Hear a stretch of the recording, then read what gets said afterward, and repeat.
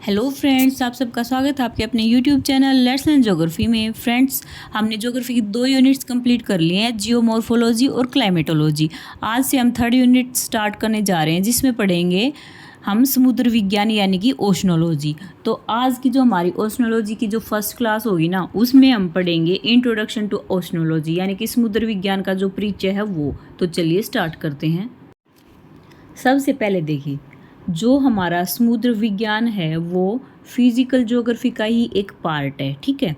और समुद्र विज्ञान जैसे नाम से पता चल रहा है, समुद्र है तो क्या होगा, वाटर होगा, वाटर वाला एरिया होगा, ठीक है। तो देखो, जो हमारी पृथ्वी है ना, उसका लगभग 3/4 भाग जो है वो जल है।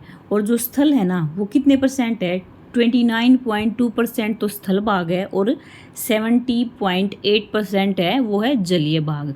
राउंड फिगर में बोलें तो 29% तो अर्थ है और 71% जो है वो है जल, ठीक है। आगे देखते हैं, ग्लोब का जो एरिया है ना, टोटल जो हमारी अर्थ का जो क्षेत्रफल है वो है 50.99 करोड़ वर्ग किलोमीटर, ठीक है। यानी कि जो जल और स्थलीय भाग है ना, वो मिला के सारा का सारा हमारी अर्थ का जो भाग है वो है 50.99 करोड़ वर्ग किलोमीटर। इसमें जो जलीय भाग है वो है 36.10 करोड़। जलीय जो भाग है वो कितना है, वो है 36.10 करोड़। और जो स्थलीय भाग है ना, वो है 14.88 करोड़ वर्ग किलोमीटर, ठीक है। ये देखो, हमने कितने क्वेश्चन पढ़े हैं। देखो, सबसे पहले हमने पढ़ा कि जो समुद्र विज्ञान है वो फिजिकल ज्योग्राफी का अंग है, एक क्वेश्चन। सेकंड हमने पढ़ा जो हमारी अर्थ है उसका 3/4 पार्ट है वो जल है, 2 क्वेश्चन। थर्ड है जो स्थल भाग है वो 29.2% है। फोर्थ पढ़ा 70% है, जो वो 70.8% वो जल है। ये 4 क्वेश्चन हो गए। फिर फिफ्थ हमने पढ़ा ग्लोब का टोटल एरिया जो कि 50.99 करोड़ वर्ग किलोमीटर है। फिर उस एरिया में जो जलीय भाग है वो है 36.10 करोड़ वर्ग किलोमीटर। फिर हमने स्थलीय भाग पढ़ा, वो है 14.88 करोड़ वर्ग किलोमीटर। देखो हमारे कितने क्वेश्चन कवर हो गए, ठीक है। आगे देखो, ये एक डायग्राम है। इसमें क्या है कि जो उत्तरी गोलार्ध है उसमें तो स्थलीय भाग और जो दक्षिणी गोलार्ध है उसमें जलीय भाग के बारे में दर्शाया गया है। ये देखो, जो उत्तरी गोलार्ध है ना, उसमें तो थोड़ा ज़्यादा ये जो है स्थल भाग है, जल भाग। जैसे देखो, मान लो ये दक्षिण गोलार्ध है नीचे वाला, ऊपर वाला है उत्तरी गोलार्ध। तो जो दक्षिण गोलार्ध है ना, उसमें वाटर एरिया ज़्यादा है, ठीक है। वो जो ये उत्तरी गोलार्ध है इसमें वाटर एरिया कम है। देखो, जैसे डायग्राम में दर्शा रखा है कि 80.9% जल है दक्षिण गोलार्ध में, जबकि उत्तरी गोलार्ध में कितना है, 60.7% है। तो ज़्यादा जल किस गोलार्ध में हुआ, दक्षिणी गोलार्ध में, ठीक है। यही है। आगे देखते हैं, ये एक डेफिनेशन है।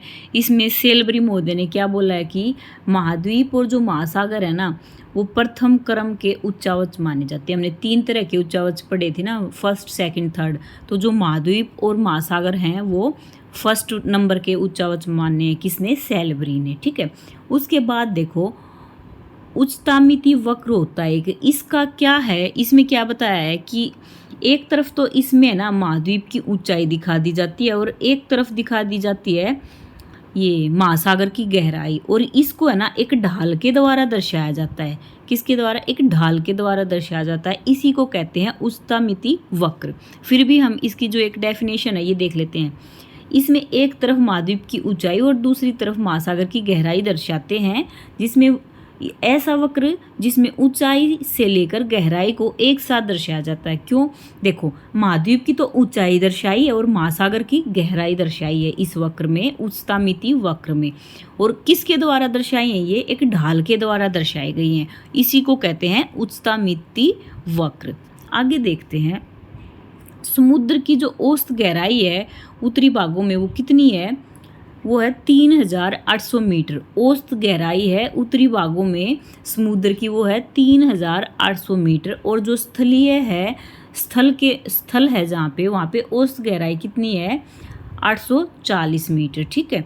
आगे देखते हैं, इसमें है ना ये एक डायग्राम दिखाया है। इसमें जो ये वाला जो पार्ट होगा, ये मान लो हम इसको मान लेते हैं एक्स एक्सिस और इसको मान लेते हैं वाई एक्सिस। तो जो एक्स है इस पे तो महाद्वीप की ऊंचाई दर्शाई है और जो वाई एक्सिस है उस पे गहराई दर्शाई है सागरों की, ठीक है।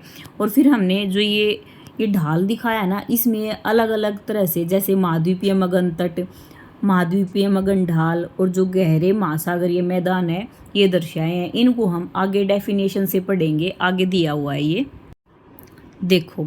जो ये है महाद्वीपीय मगन तट, ये क्या होते हैं, ये महाद्वीप के वे भाग होते हैं जो पूर्णतः समुद्री पानी में डूब चुके होते हैं, ठीक है। जो महाद्वीपीय मगन तट होंगे वो समुद्र के पानी में पूर्णतः डूब चुके होंगे, ठीक है।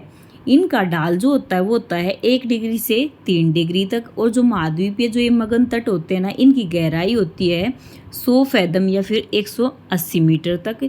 और सभी महाद्वीपों के कुल क्षेत्रफल का 7.6% जो है वो महाद्वीपीय मगन तट हैं, ठीक है। जितने भी महासागर है ना, उसके कुल क्षेत्रफल का जो महाद्वीपीय मगन तट है वो है 7.6%। आगे देखते हैं, अंध महासागर के जो मगन तट है ना वो सबसे ज़्यादा है, कितने हैं, 13.3% एरिया पर हैं, जो कि अटलांटिक महासागर के या फिर अंध महासागर के मगन तट हैं वो। प्रशांत महासागर के जो मगन तट हैं वो हैं 5.7% जो एरिया है उस पर फैले हैं प्रशांत महासागर के। तो देखो आगे देखते हैं हिंद महासागर के। हिंद महासागर में जो मगन तट हैं वो हैं 4.2% एरिया पर, ठीक है। आगे देखो, महाद्वीप के पर्वतीय किनारे पर जो मगन तट कम चौड़ा होता है वह पर्वतीय तट मैदान की अपेक्षा कठोर होता है। ये क्या कह रहा है, जो महाद्वीप के जो पर्वतीय किनारे होते हैं ना, उन पर जो मगन तट होते हैं वो कम चौड़ाई का होता है, क्योंकि जो पर्वतीय तट है वो मैदान की अपेक्षा अधिक कठोर होता है। फिर इसकी वजह से क्या है, उसका अपरदन नहीं हो पाता और आगे तक वो पानी नहीं जा पाता, ठीक है। आगे देखते हैं, मैदानी भाग में जो मगन तट होता है वो चौड़ा होता है। ये बिल्कुल उसका अपोजिट हो गया ना, जैसे जो पर्वत था वहाँ पे तो जो मगन तट होगा वो कम चौड़ा होगा और मैदानी भाग में वो ज़्यादा होगा, क्योंकि वो काट के आगे तक चला जाएगा उस एरिया को, ठीक है। विश्व का सबसे चौड़ा मगन तट है वो कहाँ पे है, साइबेरिया में है। हमने पढ़ा था जो साइबेरिया है ना, वो कौन सा भाग है, रूस का वो पार्ट है जो एशिया में आता है, ठीक है। ये है साइबेरिया, और साइबेरिया में विश्व का सबसे चौड़ा मगन तट है जो कि 70 किलोमीटर चौड़ा है, ठीक है। आगे देखते हैं, दक्षिण अमेरिका महाद्वीप है जो वहाँ पे महाद्वीपीय मगन तट नहीं पाए जाते हैं। आगे देखते हैं, ये देखो मगन तटों की उत्पत्ति।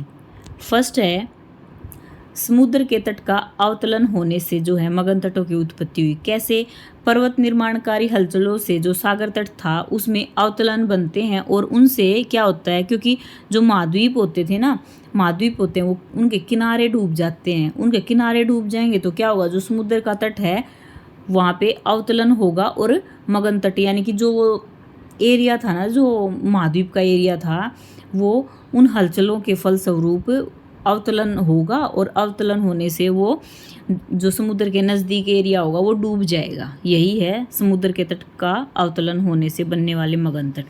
आगे देखो, समुद्री जल के बढ़ जाने से, अगर मान लो समुद्र का जल बढ़ जाएगा तो जो एरिया जो महाद्वीपों का है वो समुद्र के आसपास है, तो जब समुद्री जल बढ़ेगा तो कुछ भाग समुद्र के लगते लगते जो किनारे होंगे वो डूब जाएंगे ना, तो क्या बन जाएंगे, मगन तट।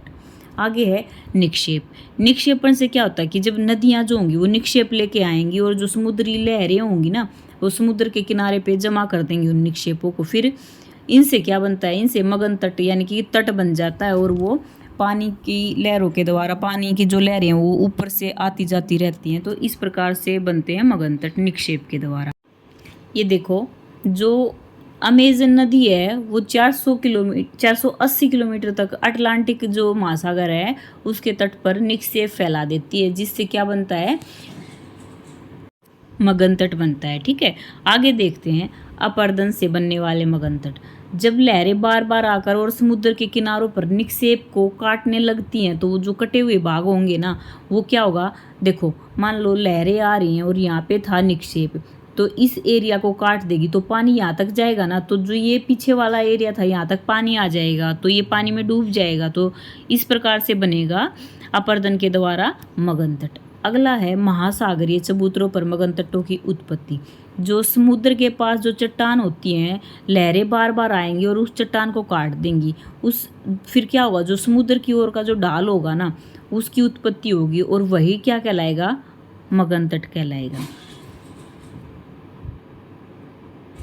नेक्स्ट है भ्रंशन के कारण बनने वाले मगन तट। इसमें क्या होता है कि जब समुद्र में मान लो कोई भी चट्टान होती है और भ्रंश के कारण उस चट्टान में दरार पड़ जाए, उस चट्टान में दरार पड़ के और जो चट्टान होगी ना वो धीरे धीरे गिरने लग जाती है, तो एक साइड से जब वो पार्ट गिर जाएगा ना तो वो दूसरा क्या लगेगा, मगन तट की तरह दिखाई देने लगेगा। यही है भ्रंशन के कारण बनने वाला मगन तट। नेक्स्ट है संवहनीय धाराओं द्वारा बनने वाला मगन तट।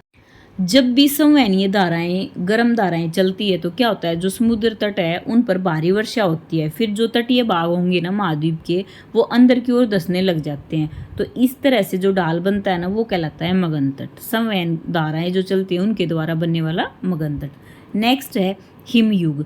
जब हिम पिघलती है, बर्फ पिघलती है तो क्या होगा, समुद्र का जल स्तर बढ़ने लग जाएगा और जो महाद्वीप है उनके तटीय भाग डूबने लग जाएंगे। इस प्रकार से मगन तट की उत्पत्ति होती है।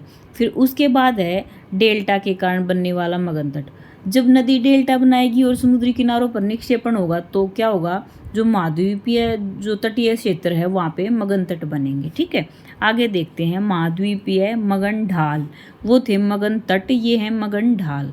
तो देखो जो महाद्वीपीय मगन ढाल होते हैं वो क्या होते हैं, मगन तट से नीचे वाला ढाल होगा ना वही होगा मगन ढाल, और समुद्र में ये डूबा रहता है और ये होता है 2 डिग्री से 5 डिग्री तक ये फैला होता है और इसकी गहराई होती है 200 मीटर से 300 मीटर तक। और सभी महासागर हैं उनके टोटल क्षेत्रफल का 8.5% जो क्षेत्रफल है वो है मगन ढाल। जो अटलांटिक महासागर है ना वो सबसे अधिक मगन ढाल वाला महासागर है, यहाँ पे सबसे अधिक मगन ढाल हैं और वो हैं 12.4%।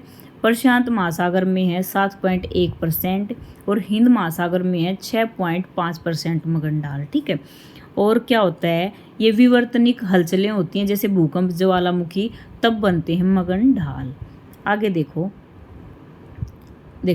कटक क्या होते हैं, महासागरों में लंबे पतले संकरे पर्वत होते हैं ना, बिल्कुल ये इस तरह से होते हैं लंबे लंबे और ये इस तरह दूर तक फैले होते हैं, इसी तरह ये पतले पतले से होंगे, ये पर्वत होते हैं बिल्कुल पतले लंबे और संकरे, ये महासागरों के अंदर बनते हैं और यही कहलाते हैं कटक। अब देखो जो मगन ढाल पढ़ा हमने उनके बनने के कारण कौन से हैं। सबसे पहला कारण है वो देखो विवर्तनिक हलचल। विवर्तनिक हलचल में हमने क्या पढ़ा था अभी, भूकंप और ज्वालामुखी। ठीक है, जब भूकंप और ज्वालामुखी आएंगी ना तो क्या होगा, जो समुद्री किनारे की जो चट्टानें होंगी वो टूट जाएंगी और वो जो बचा हुआ भाग होगा ना वो ढाल की तरह होगा और इसी को कहेंगे हम मगन ढाल। ठीक है, आगे देखते हैं वलन और निक्षेपण से बनने वाले मगन ढाल।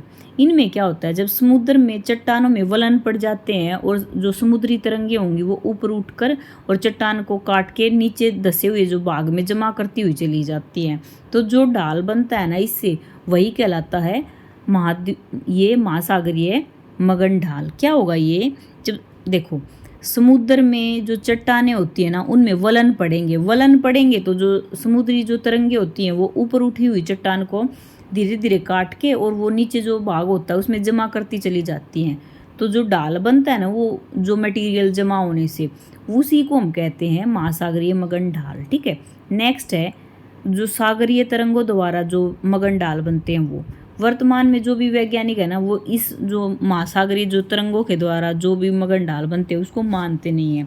फिर तीसरा हम पढ़ते हैं गहन सागरीय मैदान। गहन सागरीय मैदान जो होते हैं वो कौन से होते हैं, देखो मगन ढाल से लेकर और कटक के बीच तक जो भी फैले होते हैं वो कहलाते हैं गहन सागरीय मैदान। ये समतल होते हैं और इन पर 1 से 1.5 मीटर मोटी जो है मिट्टी बिछी होती है जिसको हम कहते हैं सिंधु पंख। फिर से देख लो, मगन ढाल से लेके और कटक के बीच जो भाग फैला है वो कहलाता है गहन सागरीय। ये समतल होता है और 1 से 1.5 मीटर मोटी मिट्टी इस पर बिछी होती है, जो कहलाती है वो मिट्टी होती है ना वो कहलाती है सिंधु पंख। और जो महासागर है उनमें गहन मैदान जो हैं गहन सागरीय जो मैदान है उनका टोटल परसेंटेज है 8.5%। सबसे अधिक है प्रशांत महासागर में 80.3, फिर है हिंद महासागर में 80.1, फिर है अंध महासागर में 54.9% क्षेत्रफल पर है गहन सागरीय मैदान। फिर आगे देखो जो समुद्री जीव हैं, वनस्पति हैं, उनके जो अवशेष है ना, उनसे बनती है ये सिंधु पंख, जो हमने अभी भी पढ़ी है ना कि 1 से 1.5 मीटर जो मोटी मिट्टी की जो परत बिछी होती है इन मैदानों में, वो जो बनती है वो किससे बनती है? समुद्री जीवों के जो अवशेष होते हैं, वनस्पति के अवशेष होते हैं ना, उससे बनती है ये सिंधु पंख। कहीं कहीं छोटी पहाड़ियाँ भी मिलती हैं और उनकी ऊंचाई होती है 2.7 या फिर 3.5 तक किलोमीटर तक, या फिर 2700 से लेके और 3500 मीटर तक होती हैं। जो छोटी छोटी पहाड़ियाँ होती हैं, ये गहन ये मैदान होते हैं इनमें। आगे पढ़ते हैं, महासागरीय गर्त या खाई। महासागरीय गर्त या खाई में क्या है? ये समुद्र तल में जो 5000 मीटर से भी अधिक गहराई में जो ये खाई होती है ये पाई जाती हैं। ढाल तीव्र होता है और ये पतले होते हैं। जो महासागरों में टोटल क्षेत्रफल है उसके 57% पर ये गर्त हैं, और सर्वाधिक जो गर्त पाए जाते हैं महासागरीय गर्त वो प्रशांत महासागर में पाए जाते हैं, जिनकी टोटल नंबर है 32। प्रशांत महासागर में जो गर्त हैं वो हैं 32। एग्जाम्पल के लिए है मेरियाना गर्त, जो कि विश्व का सबसे गहरा खाई या गर्त या गड्ढा है, और इसकी ये कितनी गहराई है? 11,033 मीटर। फिर है अंध महासागर में दूसरे नंबर पे है 19 गर्त हैं। इसका एग्जाम्पल है प्यूटोरिका गर्त, और ये है अंध महासागर का सर्वाधिक गहरा गर्त है। फिर है हिंद महासागर में 6 गर्त पाए जाते हैं, और जो जावा गर्त है वो हिंद महासागर का सबसे अधिक गहरा गर्त है। फिर इनकी उत्पत्ति होती है, वो कैसे होती है इन गर्तों की? इनकी उत्पत्ति भी विवर्तनिक हलचलों के कारण होती है, और जो महासागरीय नीतल है उस पर जो 7% जो क्षेत्र है ना, उस पर गर्त पाए जाते हैं महासागर के नीतल पर। आगे देखिए, महासागरीय जो कटक होती है, हमने अभी अभी पढ़ा था वो एक पॉइंट जो ऊपर लिखा होता था कि महासागरों में बिल्कुल पतले लंबे संकरे जो पर्वत होते हैं ना, वो कहलाते हैं महासागरीय कटक। ठीक है, और इसका एग्जाम्पल है अटलांटिक ओशियन है, जो अंध महासागर है, उसमें एस आकार की जो कटक है वो रॉकीज, और जो एंडीज पर्वत है ना, वो इनका ही एग्जाम्पल है, इन्हीं के कारण ये बने हुए हैं। आगे देखिए, जो महासागरीय कटक होती है वो समुद्र के नीचे 5000 से 6000 फीट तक होती है, और जो भूमंडल के सभी जो भी ओशियन है ना, उनमें ये जो कटक होती हैं ये पाई जाती हैं। और सबसे लंबी कटक अब तक की कहाँ है? एस आकार की कटक, जो कि अंध महासागर में है। ठीक है, आगे देखते हैं, अंतः महासागरीय गहरे महाखंड या फिर कैनियंस। देखो, महाद्वीपीय मगन तट व मगन ढाल की जो दीवारें होती हैं, जब लंबी लंबी और पतली खाइयाँ बनती हैं वहाँ पे, तो ये अंतः महासागरीय गहरे महाखंड बनते हैं। क्या कि जो महाद्वीपीय मगन तट होंगे और जो मगन ढाल होंगे ना, उनकी दीवारों पर जब लंबी लंबी पतली पतली खाइयाँ बनती हैं ना, तो ये कहलाती हैं अंतः महासागरीय महाखंड या गहरे गड्ढे या कैनियन। ठीक है, ये स्थलीय महाखंडों से कम गहरे होते हैं। जो भी स्थल पर जो कैनियन बनते हैं ना, उससे जो ये कैनियन होते हैं जो महासागर के अंदर, ये कम गहरे होते हैं, और इनका ढाल होता है 1.7% तक, और नदी के जो मुख पर ये गाद द्वारा भर दिए जाते हैं, इसीलिए ये कम गहरे गड्ढे होते हैं। अटलांटिक महासागर में भी महाखंड मिलते हैं, हडसन कैनियन, मिसिसिपी कैनियन, ये इनके एग्जाम्पल हैं। ठीक है, आगे है नीमगन द्वीप या फिर गुयाट। नीमगन यानी कि डूबा हुआ, द्वीप यानी कि कोई डूबा हुआ द्वीप है, वही कहलाता है नीमगन द्वीप। तो देखो, जब कोई द्वीप समुद्र में डूब जाता है तो वो कहलाता है नीमगन द्वीप। जब कोई द्वीप समुद्र में डूब जाए तो कहलाएगा नीमगन द्वीप। ठीक है, आगे देखो, जब द्वीप समुद्र में डूब जाते हैं और ऊपरी जो भाग होता है वो समतल हो जाता है, तो ये समुद्र में डूबे समतल पर्वत गुयाट कहलाते हैं। देखो, जब कोई द्वीप समुद्र में डूब जाएगा तो वो तो कहलाएगा नीमगन द्वीप। और क्या होगा, जब कोई मान लो जो पर्वत होता है उसका ऊपरी भाग जो होता है वो डूब जाए समुद्र में और वो भी समतल हो जाए, तो वो कहलाता है गुयाट। ठीक है, लावा के समुद्र में जमने से भी बनते हैं ये गुयाट बनते हैं ना। ये जब लावा समुद्र में जमने लग जाता है तो भी गुयाट बनते हैं, यानी कि लावा होगा वो इस तरह समतल होगा और तब कहलाएगा गुयाट। ठीक है, प्रशांत महासागर में लगभग 10,000 गुयाट पाए जाते हैं। ठीक है, आगे देखते हैं हमने अब तक क्या क्या पढ़ा। देखो, सबसे पहले हमने पढ़ा था कि जो ओशनोलॉजी है वो फिजिकल ज्योग्राफी का ही एक पार्ट है। ठीक है, उसके बाद हमने पढ़ा पृथ्वी के टोटल एरिया के 3/4 पार्ट पर जल पाया जाता है, जिसमें 70.8% जल है और 29.2% है वो स्थल है। फिर हमने ग्लोब का टोटल एरिया पढ़ा जो कि 50.99 करोड़ वर्ग किलोमीटर है। फिर जलीय भाग पढ़ा जो 50.99 में से 36.10 करोड़ वर्ग किलोमीटर। फिर हमने स्थलीय भाग पढ़ा जो कि 14.88 करोड़ वर्ग किलोमीटर। फिर हमने देखा डायग्राम की हेल्प से जो उत्तरी गोलार्ध है उसमें तो स्थल भाग ज़्यादा है और जो दक्षिणी गोलार्ध है उसमें जलीय भाग ज़्यादा है। फिर हमने एक सैलबरी की एक डेफिनेशन पढ़ी जिसमें उन्होंने बताया था कि जो महाद्वीप और महासागर हैं वो प्रथम क्रम के उच्चावच होते हैं। फिर हमने पढ़ा उस्तामिति वक्र, जिसमें ना एक ढाल के द्वारा दर्शाया जाता है, जिसका जो एक्स एक्सिस होगा उसके द्वारा तो महाद्वीप की ऊंचाई और वाई एक्सिस द्वारा जो महासागरीय जो गहराई है उसको दर्शाया जाता है और एक ढाल के द्वारा ही इनको दर्शाया जाता है। फिर हमने देखा कि जो समुद्र होता है उसकी औसत गहराई होती है वो होती है 3800 मीटर और स्थलीय औसत गहराई होती है वो होती है 840 मीटर। फिर हमने ये एक डायग्राम देखा और उसके बाद हमने इसको आगे डीपली पढ़ा, जिसमें हमने महाद्वीपीय मगन तट पढ़े। वो कौन से होते हैं? जो महाद्वीप के वो भाग होते हैं जो पूर्णतः समुद्री जो पानी होता है उसमें डूब गए होते हैं। फिर इनके ढाल वगैरह ये सारे हमने पढ़े, ये तो हमने पढ़ ही लिया, इसको ज़्यादा बार बार रिपीट करने की ज़रूरत नहीं है। फिर हमने पढ़ा, हाँ, ये एक अवतलन बचा था, महाद्वीपीय किनारों का समुद्र में डूबना ही क्या कहलाता है? अवतलन कहलाता है।